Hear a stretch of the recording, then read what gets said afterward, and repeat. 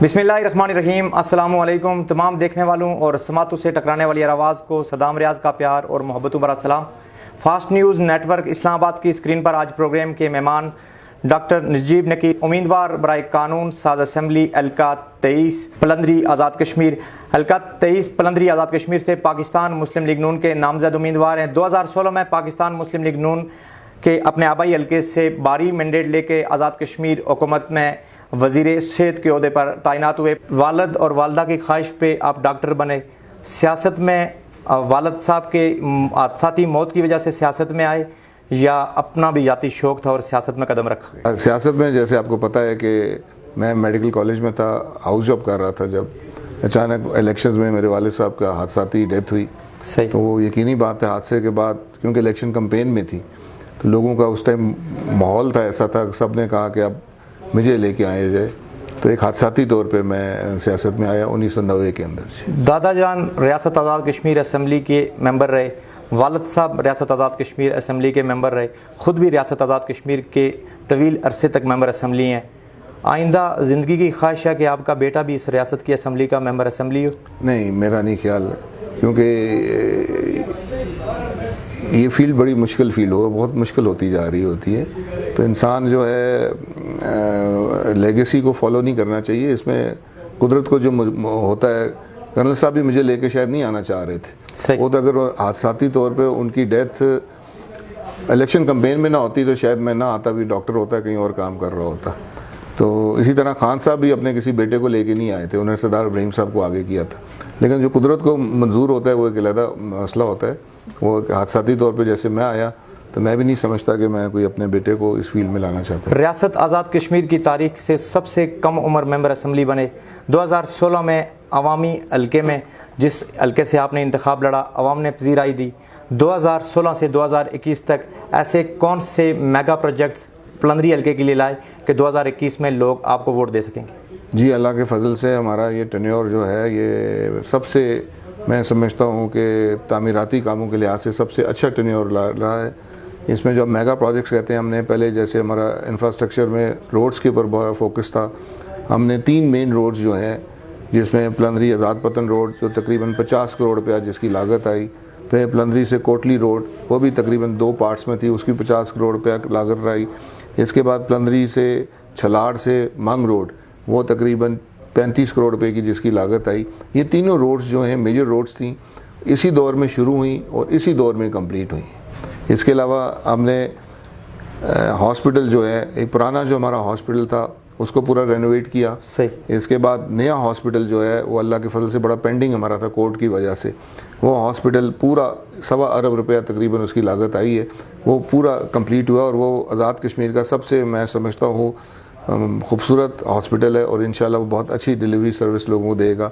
इसके साथ साथ मंग के अंदर तहसील हेडक्वार्टर हॉस्पिटल, वो 25 करोड़ रुपए की लागत से जो है उसकी बिल्डिंग भी, ये सारे मंसूबे इसी दौर में शुरू हुए, इसी दौर में उसके फंडिंग की गई। यहाँ स्पोर्ट्स स्टेडियम है, ये भी आज़ाद कश्मीर का वाहिद स्पोर्ट्स 13 करोड़ रुपए की लागत से बना है और जहाँ फ्लड लाइट्स भी लगी हुई हैं। ये वाहिद आज़ाद कश्मीर का स्पोर्ट्स स्टेडियम है जहाँ फ्लड लाइट्स भी इसमें लगी हुई हैं। फिर यूनिवर्सिटी के कैंपस, एक नहीं 2 यूनिवर्सिटी के कैंपस इस साल का इंतखाब में है। एक मस्क यूनिवर्सिटी का कैंपस है जो पलंदरी में है और एक पुंछ यूनिवर्सिटी का कैंपस है जो मंग के अंदर है। तो वो है, ये मैं मेगा प्रोजेक्ट्स की बात कह रहा हूँ। इसके बाद तो हमने अपने एजुकेशन के अंदर हमारे हायर सेकेंडरी, हमारा जो बॉयज़ डिग्री कॉलेज है वहाँ 5 करोड़ की लागत से नया ब्लॉक बना, उसके अंदर 1.5 करोड़ रुपये का इक्विपमेंट जो है साइंस का वो प्रोवाइड किया। गर्ल्स कॉलेज था उसको स्ट्रेंथन किया, उसमें असिस्टेंट प्रोफेसर्स और लेक्चरर्स की इजाफी 7 पोस्टें दी ताकि वो स्ट्रेंथन हो। मंग बारल के अंदर जो है साइंस की क्लासेस का इजरा किया, मंग के अंदर साइंस की क्लासेस का इजरा किया डिग्री कॉलेज के अंदर। डॉक्टर साहब, यहाँ पे आपको इंटरप्ट करूँगा। 2016 के इंतखाबी कैंपेन में उस वक़्त के वफाकी वज़ीर बरजीस ताहिर ने तुराड़खल से पलंदरी और टंगी गली से बेहतरा रोड के इफ्तिताह की तख्तियाँ भी लगाई, बुनियाद भी रखी गई। फारूक अदर साहब की हुकूमत में पावरफुल मिनिस्टर थे। मसला जूं का तूं है और अवामी हल्कों में ये खबर गर्दिश करती है कि आप इन 2 मेन प्रोजेक्ट्स पर काम नहीं करवा सके, वजूहत क्या थी? जी, वो जैसे हमारा 13वीं अमेंडमेंट उसकी थी, क्योंकि वो प्रोजेक्ट्स थे जो काउंसिल सेक्रेटेरिएट ने शुरू किए थे। उसके टेंडर्स, उसका सारी फंडिंग वो काउंसिल सेक्रेटेरिएट ने की थी। प्लंदरी टंगी किला रोड तकरीबन 98 करोड़ रुपीज़ की था और उसमें 27 करोड़ रुपया उस पर खर्च भी हो चुका था। इसी तरह प्लंदरी त्राड़खेल रोड, ये भी काउंसिल सेक्रेटेरिएट का, ये 82 करोड़ रुपीज़ का था और 60 करोड़ रुपया इस पर खर्चा हो चुका था। 13वीं अमेंडमेंट के बाद जब काउंसिल सेक्रेटेरिएट जो है वो ख़त्म हो गया, काउंसिल के सारे इख्तियारात ख़त्म हो गए, इसके ऊपर काउंसिल सेक्रेटेरिएट के ऊपर एक इशू बन गया, जिसके ऊपर फेडरल गवर्नमेंट ने एक फेडरल लॉ मिनिस्टर की सरबराही में कमेटी बनाई कि इस इशू को वो सॉल्व करेगी कि काउंसिल सेक्रेटेरिएट रहेगा या काउंसिल सेक्रेटेरिएट भी ख़त्म होगा। वो इशू क्योंकि अभी उस कमेटी के सुपुर्द हो गया, इसलिए वो जो प्रोसेस काउंसिल सेक्रेटेरिएट के थे, क्योंकि इन रोड्स के टेंडर्स प्रोसेस सारा काउंसिल सेक्रेटेरिएट ने किया था और ये ऑनगोइंग प्रोजेक्ट है, इस पर वसाइल लग भी चुके हैं, जैसे मैंने जिसका कहा, वो उस वजह से ऊपर उसको हम टेक अप नहीं कर सकते थे, क्योंकि वो एमबी चाहिए थी, कितना काम हुआ कितना काम नहीं हुआ, क्योंकि अभी जब तक इसको फैसला नहीं होता, जो कि काफ़ी डिले हो गया उसके फंडिंग और उसका फैसला होने में, कि काउंसिल सेक्रेटेरिएट का आखिरी उसका क्या हल निकलेगा। अब मुतवक्को है कि अभी नई गवर्नमेंट बनेगी, जल्दी उसका हल हो जाएगा। 2011 के इंतखाबात और 2016 के इंतखाबात में जमीयत उलमा इस्लाम फे के उम्मीदवार सरदार सईद यूसुफ साहब से मुकाबला था। 2021 के इंतखाबात में पाकिस्तान तहरीक इंसाफ या जमीयत उलमा इस्लाम फे अपना मुकाबला किसके साथ देख रहे हैं? जी, ज़्यादातर 3 लोगों का दरमियान मुकाबला होगा। ये दो साहब PTI वालों से, मौलाना साहब से और मुस्लिम लीग नून के, इनके दरमियान मेजर जो है, बाकी भी लोग हैं वो भी हैं, लेकिन मेजर मुकाबला लगता है इन 3 के दरमियान होगा। सियासी ज़िंदगी का एक तवील सफ़र रियासत आज़ाद कश्मीर असम्बली में तय किया। 2021 के इंतखाबात क्यों लड़ना चाहते हैं? 21 के इलेक्शन के बाद प्लंदरी के लिए क्या प्रोग्राम और क्या प्लान रखते हैं? जी हाँ, जैसे कहा कि सियासी फील्ड के अंदर हैं और इन 5 सालों में डिलीवर किया है, डिलीवर करके अपनी पार्टी को रिप्रेजेंट कर रहे हैं, तो यकीनी बात है जो पार्टी में काम किया है तो उसको रिप्रेजेंट मैं ही कर रहा था, तो उसमें लड़ना चाहिए था इलेक्शन, और इन्हीं चीज़ों को कंटिन्यू करना है, क्योंकि ये सारी चीज़ें जो प्लंदरी में जितनी डेवलपमेंट हुई है ये कोई एंड नहीं है, क्योंकि हमारा नया ज़िला बना था, इसमें बहुत सी चीज़ें और इम्प्रूव होनी है, इन्हीं को कंटिन्यू करना है, क्योंकि मैं इन सारी चीज़ों से इन प्रोसेस हूँ, इन सब को प्रोसेस में किया हुआ है, मैं बेहतर अंदाज में चीज़ों को तकमील कर सकता हूँ। 2016 से 2021 पाकिस्तान मुस्लिम लीग नून का दौरे इक़्तिदार रहा। राजा फारूक हैदर साहब ने 2020 में मुजफ्फराबाद तकरीर करते हुए कहा कि मैं इस रियासत का आखिरी वज़ीर आज़म हूँ। आप रियासत आज़ाद कश्मीर के आखिरी वज़ीर आज़म को फारूक हैदर की स्टेटमेंट को किस एंगल से देखते हैं? जी, इसको अगर आप इन कड़ियों को अगर आप मिलाएं, सबसे पहली दफ़ा प्रेसिडेंट ट्रंप ने जब इमरान खान साहब अमेरिका गए थे, उन्होंने कहा कि मैं कश्मीर पे सालसी करने को तैयार हूँ। ये हैरानकुन बात थी, मतलब क्योंकि अमेरिका ने कभी कश्मीर का जिक्र भी नहीं किया कभी, क्योंकि इंडियन लॉबी बहुत स्ट्रॉन्ग थी। उसके कुछ अरसे बाद हम देखते हैं कि 5 अक्टूबर का वाक़या होता है और हिंदुस्तान ने जो है उसको अनेक्स कर लिया अपना कश्मीर वाले, हमारे मकबूजा कश्मीर वाले हिस्से को, और एक पार्ट को, लद्दाख को उन्होंने अपना यूनियन टेरिटरी बना दिया। उसके बाद हम देखते हैं कि गिलगित बल्तिस्तान में जो है वो अबूरी सूबे की बात शुरू हो गई है।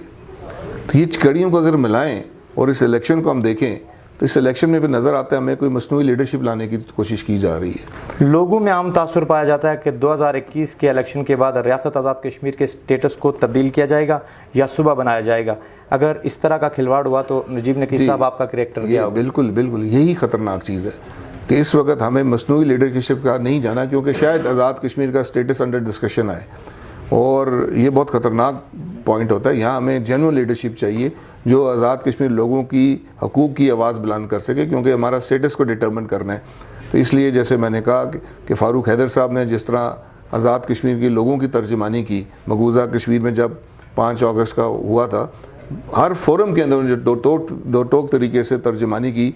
आप आज़ाद कश्मीर के हकूक़ की भी वही तर्जुमानी कर सकते हैं। इसलिए हमें मसनूई नहीं, असली लीडरशिप चाहिए आज़ाद कश्मीर को रिप्रेजेंट करने के लिए।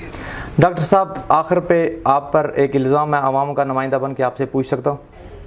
बिल्कुल पूछिए। जब आप मेंबर असम्बली होते हैं तो हल्के को कम वक्त देते हैं, जब मिनिस्टर बनते हैं तो हल्के में रहते हैं।